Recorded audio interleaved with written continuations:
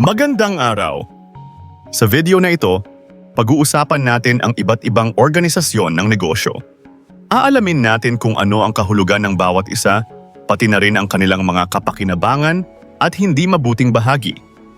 Unahin natin ang isahang pagmamay-ari o sole proprietorship.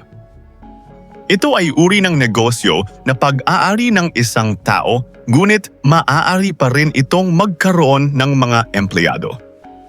Ang may-ari ang nagmamay-ari ng lahat ng kita at ari-arian ng negosyo, pero siya rin ang may buong pananagutan sa mga utang at obligasyon nito. Ibig sabihin, kung kumita ang negosyo, ang kita ay mapupunta sa may-ari. Ngunit kung malugi naman ang negosyo, ang may-ari rin ang sasalo sa mga legal at pinansyal na obligasyon nito. Kadalasan, ang mga sole proprietorship ay maliliit na negosyo lamang. Mainam ito dahil iisang tao lang ang nagdedesisyon, lahat ng tubo ay napupunta sa may-ari at ang pananagutan ay nasa kanya lamang. Kalimitan, ang isahang pagmamay-ari ay nabibilang din sa tinatawag na underground economy. Kapakinabangan ng isahang pagmamay-ari. Una, iisang tao lamang ang nagpapatakbo ng negosyo.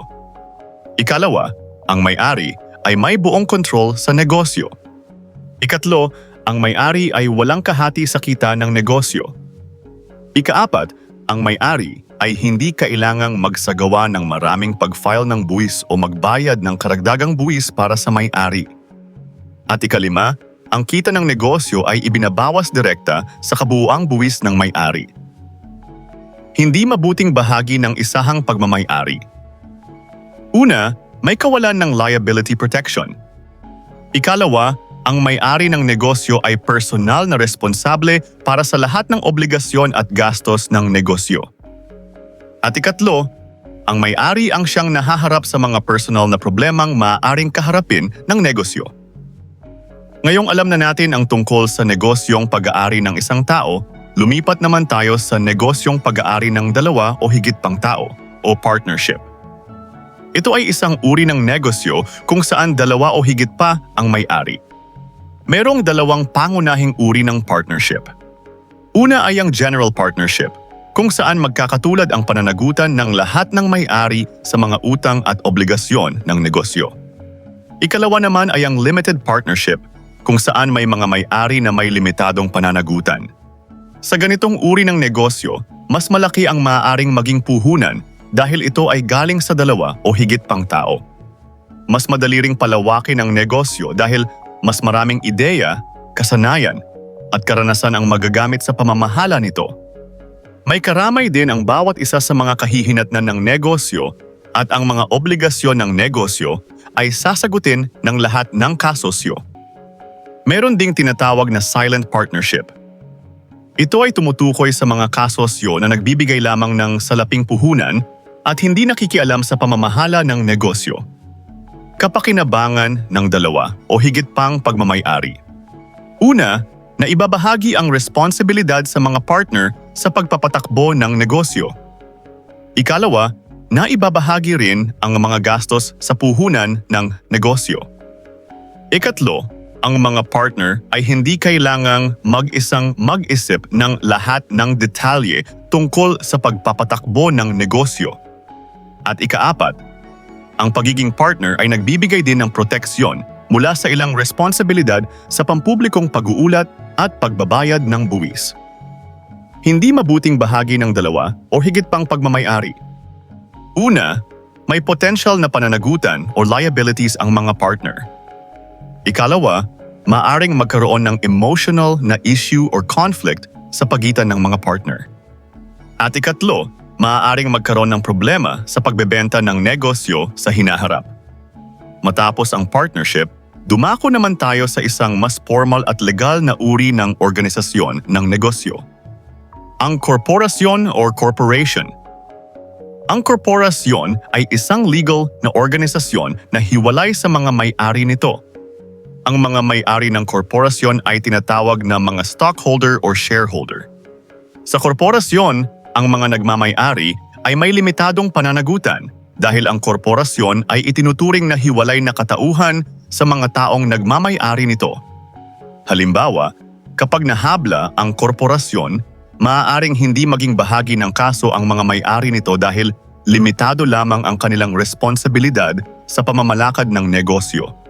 Ang korporasyon mismo ang tatanggap ng legal at pinansyal na pananagutan. Ang tawag dito ay limitadong pananagutan or limited liability. Ito ay nagbibigay ng proteksyon sa mga investor at stockholder laban sa mga maaaring maging utang ng korporasyon. Kapag nalugi ang kabuuang negosyo, ang tanging maaaring mawala sa mga stockholder ay ang perang ipinuhunan nila at ipinambili ng bahagi ng kumpanya. Ang common stocks naman ay tumutukoy sa maliliit na bahagi ng korporasyon na binibili ng isang individual. May iba't ibang uri rin ng korporasyon, tulad ng public corporation at private corporation. Ang public corporation ay korporasyon na nag-aalok ng kanilang mga shares or stocks sa publiko, kaya maaari itong bilhin at ialok sa stock market. Karaniwan, marami itong stockholders. Samantala, ang private corporation naman ay pag-aari ng isang pribadong individual, grupo o pamilya. Ang mga shares or stocks nito ay hindi inaalok sa publiko. Ang mga policy at patakaran ng korporasyon ay batay sa pinagkasunduan ng Board of Directors. Malaki rin ang pagkakataon ng korporasyon na makakuha ng magagaling at dekalidad na tagapamahala sa negosyo. Dahil malaki ang puhunan, may kakayahan itong magpasahod ng mataas. Madali ring palakihin ang puhunan ng korporasyon. At dahil limitado ang pananagutan ng mga may-ari, anumang halaga ang inilagay nila sa negosyo, iyon lamang ang maaaring mawala kapag nalugi ang korporasyon. Kapakinabangan ng korporasyon. Una, mayroong proteksyon mula sa personal na pananagutan sa negosyo. Ikalawa, mayroong seguridad at pagpapatuloy ng negosyo. At ikatlo, mas madaling magkaroon ng access sa capital. Hindi mabuting bahagi ng korporasyon. Una, matagal ang application process ng negosyo. Ikalawa, sumasailalim ito sa double taxation. At ikatlo, mayroong mahihigpit na protocol at mga formalidad na kailangang sundin. Ngayon naman, pag-usapan natin ang organisasyon ng negosyo na nakatuon hindi lamang sa kita, kundi sa pagtutulungan ng mga miyembro, ang kooperatiba o cooperative. Ang isang kooperatiba ay isang uri ng organisasyon at negosyo na binubuo ng isang grupo ng mga individual na nagkakaisa upang kumita sa pamamagitan ng pagbebenta ng mga produkto o pag-aalok ng mga serbisyo. Ang layunin ng organisasyong ito ay tumulong kaysa tumubo. Ibig sabihin, mas binibigyang pansin nito ang pangangailangan at interes ng mga miyembro kaysa sa simpleng pagpapalago lamang ng kita. Kabilang sa mga halimbawa ng negosyong pangkooperatiba ang producer or marketing cooperative, retail supply, utility, cable television, agricultural services, at farmers market. Kapakinabangan ng kooperatiba. Una, ang mga miyembro ng isang kooperatiba ay binubuwisan lamang sa natanggap na kita at walang corporate tax o iba pang uri ng double taxation. Ikalawa, ang gobyerno ay may mga programa upang tulungan ang mga startup ng isang kooperatiba. Ikatlo, ang bawat miyembro ay nakakakuha ng isang boto, gaano man kalaki ang kanyang kontribusyon. At ikaapat, makakatiyak na ang negosyo ay magsisilbi sa mga pangangailangan at interes ng lahat ng miyembro. Hindi mabuting bahagi ng kooperatiba. Una, maliit lamang ang kontrol ng bawat miyembro sa kung paano pinapatakbo ang negosyo.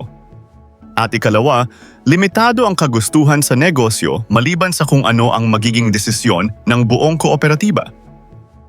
Muli, ang apat na pangunahing uri ng organisasyon ng negosyo na tinalakay natin ay ang una, ang isahang pagmamay-ari kung saan iisang tao lamang ang may-ari at may buong kontrol sa negosyo.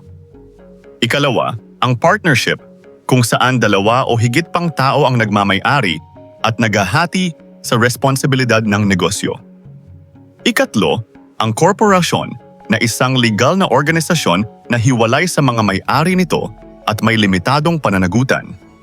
At ikaapat, ang kooperatiba na binubuo ng mga miyembrong nagtutulungan para sa kanilang pangangailangan at interes.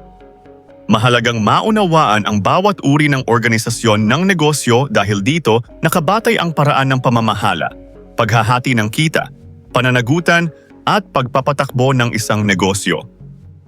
At diyan nagtatapos ang ating aralin tungkol sa mga organisasyon ng negosyo. Kung nakatulong sa iyo ang video na ito, huwag kalimutang i-like, mag-subscribe at i-click ang notification bell para lagi kang updated sa mga susunod nating aralin.